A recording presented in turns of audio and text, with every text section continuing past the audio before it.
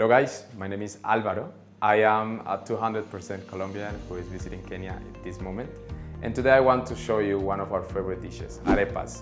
This is a thing that we do in Colombia with the same maize that we use in Ugali.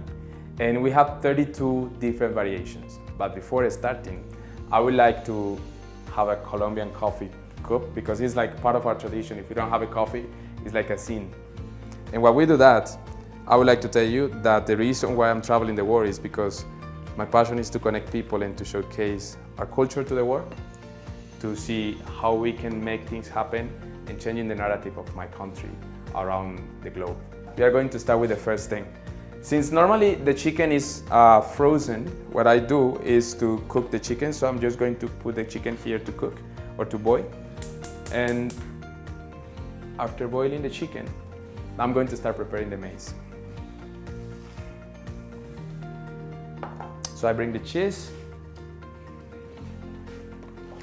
and we grind the cheese. I normally use this kind of tool because it's better. I can like have the cheese inside immediately instead of like just waiting for it to be in other plate. So we use this one that is the medium grind. We just start doing it. So by the way, it's Valentine's, and this is one of those things that we always proud to do for any occasion. Especially in this occasion, I think that is super nice because it's something very simple, very nice, and looks super fancy. You're going to see in the finishing how it looks. That will make like your couple, your special one, or whoever you want to be with, blush and be happy. Okay, so I have here the cheese. Already done. So we have here the ugali maize. I'm going to separate a bit the ugali maize so I can make sure that I have the right quantity when I'm mixing it. Put all the cheese already grilled. And then I have some warm water that I use to make it softer.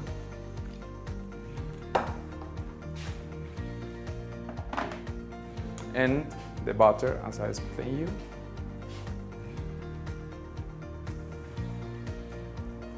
Then we put some salt.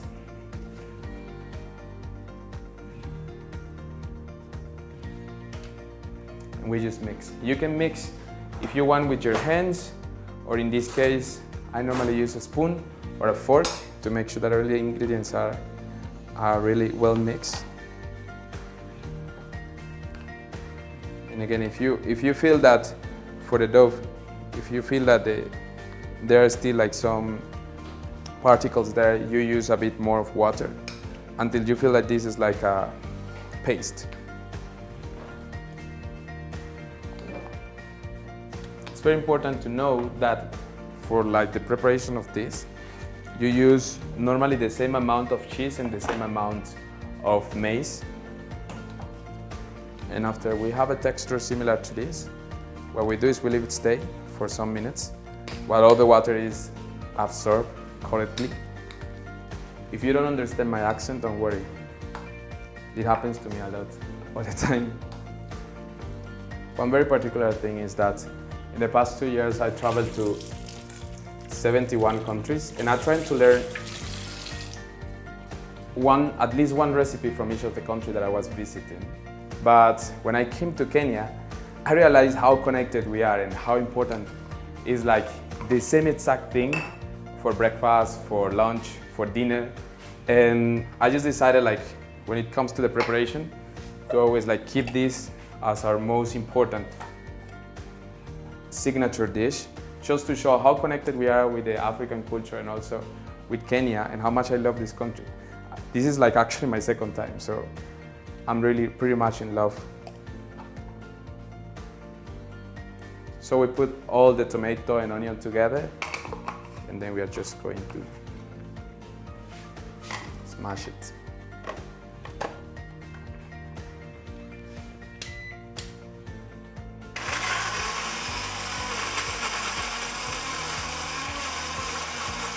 So we should have a paste like this.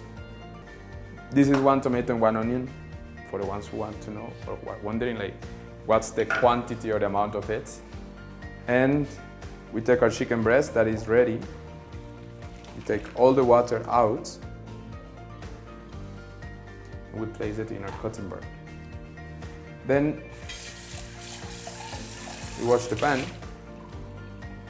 And we are going to use some olive oil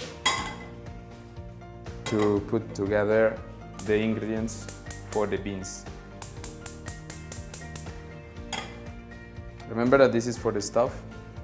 So while the maize is like settling down and so on, what we do is like just to prepare the stuffing. So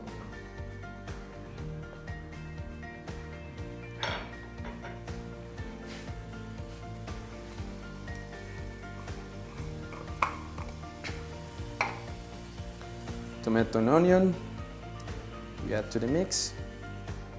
You mix here the beans with the tomato and the onion, and you put some salt and black pepper.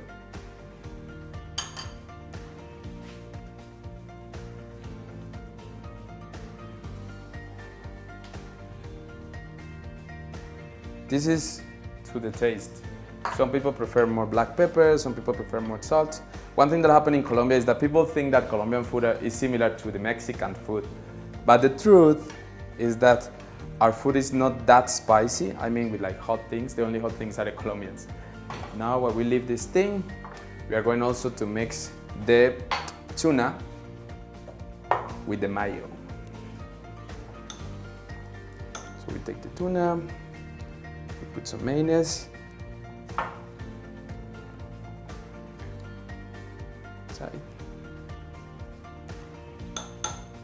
Again, what's the right amount? It's just up to taste. It depends on what you like.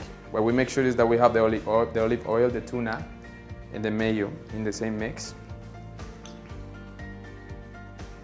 And we put some salt.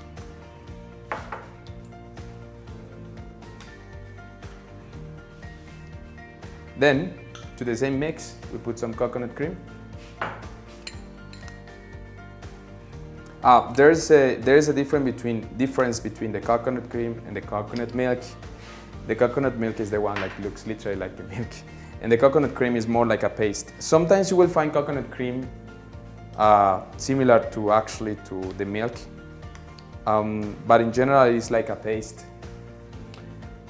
So now we come basically to the cooking of our ugali.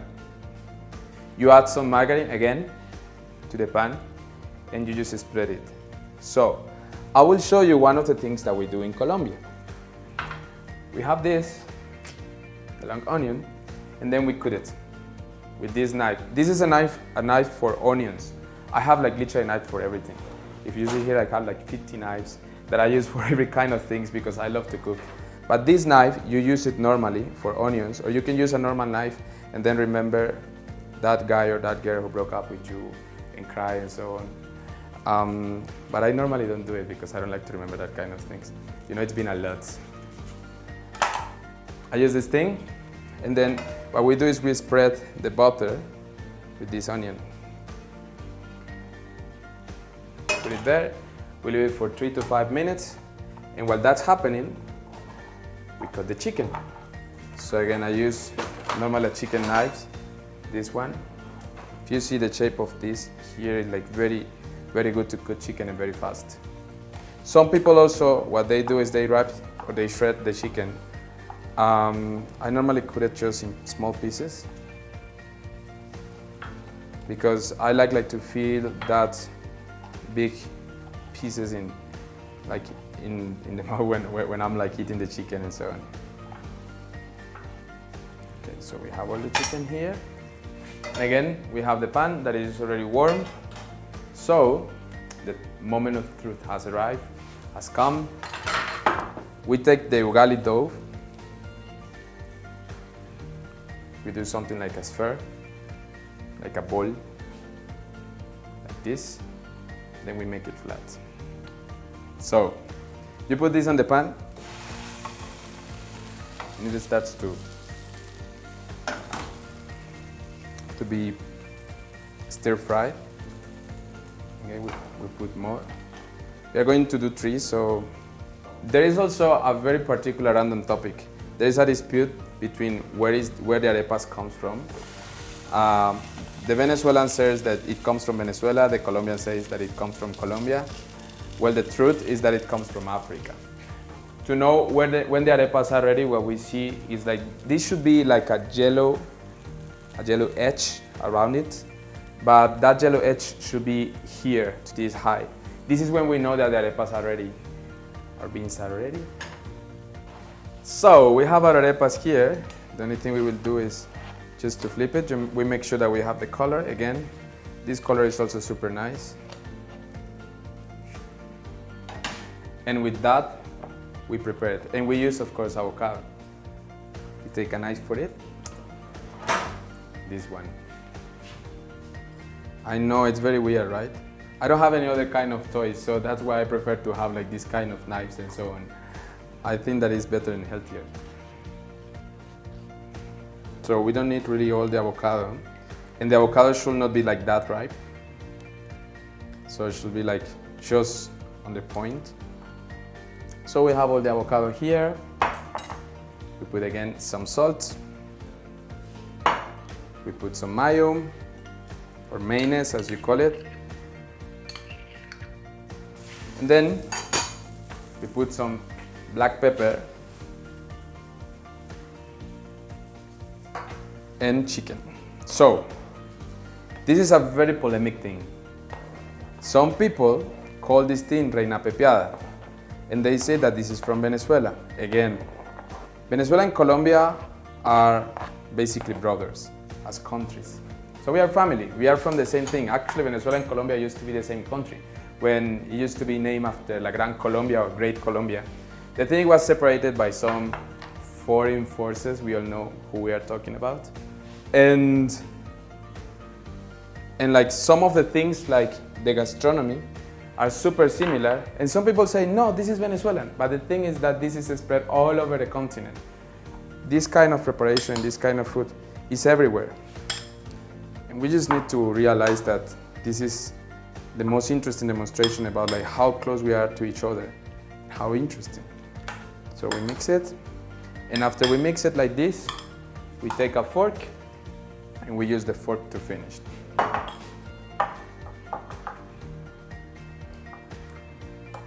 We have the arepas like this.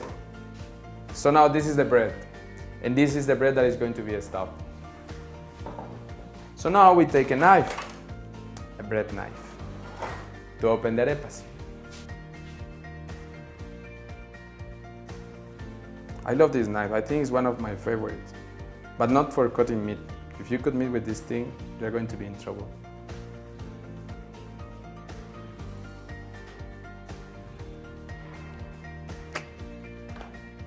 So now we have everything ready.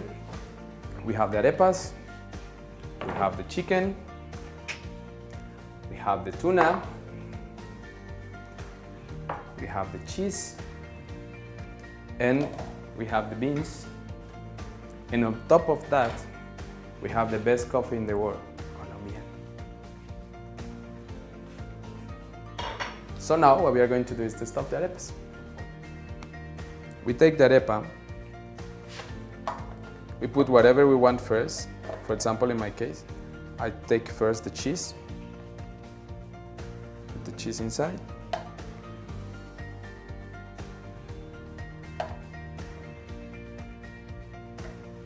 and then after having the cheese, I put the beans that we have here. As you see, the beans are like a paste. So I put the beans.